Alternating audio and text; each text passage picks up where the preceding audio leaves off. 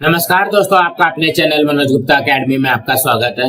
दोस्तों आज हम लोग हिंदी का व्याकरण करने वाले हैं। दोस्तों अभी तक आप लोगों ने इस चैनल को सब्सक्राइब नहीं किया तो प्लीज सब्सक्राइब और चैनल लाइक कीजिए और अपने फ्रेंड्स के साथ शेयर कीजिए। तो आइए अब हम चालू करते हैं व्याकरण। यहाँ पे देखिए आज हम लोग क्या करने वाले हैं, व्याकरण करने वाले हैं। तो व्याकरण क्या चीज होता है, यहाँ पे देखो व्याकरण की परिभाषा लिखी गई है। व्याकरण वह शास्त्र है जिसके नियमों के द्वारा शुद्ध बोलना, शुद्ध लिखना तथा शुद्ध पढ़ना सीखते हैं। मतलब अगर हमको शुद्ध बोलना है, शुद्ध लिखना है, शुद्ध पढ़ना है तो हमको किसकी नॉलेज होनी चाहिए? हमको व्याकरण की जानकारी होनी चाहिए, हमको व्याकरण की नॉलेज होनी चाहिए। अगर हमको हिंदी को शुद्ध बोलना है, शुद्ध पढ़ना है, शुद्ध लिखना है तो हमको व्याकरण की जानकारी होनी चाहिए। उदाहरण में दिया गया पहला, यह चित्र बड़ा सुंदर है।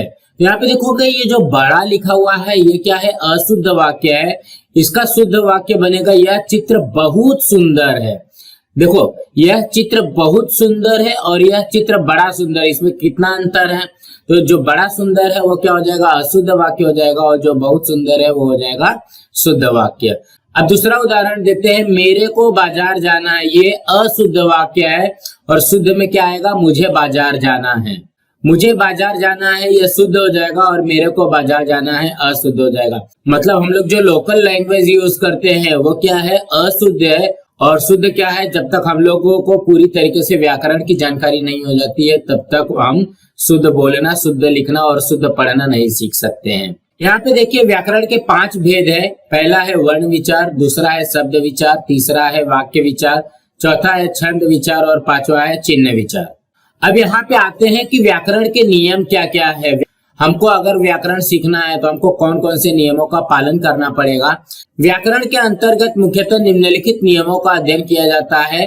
पहला है संज्ञा, दूसरा सर्वनाम, तीसरा विशेषण, चौथा क्रिया, पांचवा काल, छठवां अव्यय, सातवां वचन, आठवां लिंग और नौवां है कारक। ये जो 9 नियम दिए गए हैं इसी का इस्तेमाल करके हम लोग व्याकरण को अच्छी तरीके से सीख सकते हैं, अच्छी तरीके से बोल सकते हैं, अच्छी तरीके से पढ़ सकते हैं। कहने का क्या मतलब है, व्याकरण आने के लिए हमको यहाँ पे जो 9 नियम दिए गए हैं ये 9 नियम हमको आना चाहिए। जब ये 9 नियम हम अच्छी तरीके से सीख लेंगे, समझ लेंगे, तब हमको एकदम अच्छी तरीके से व्याकरण आ जाएगा।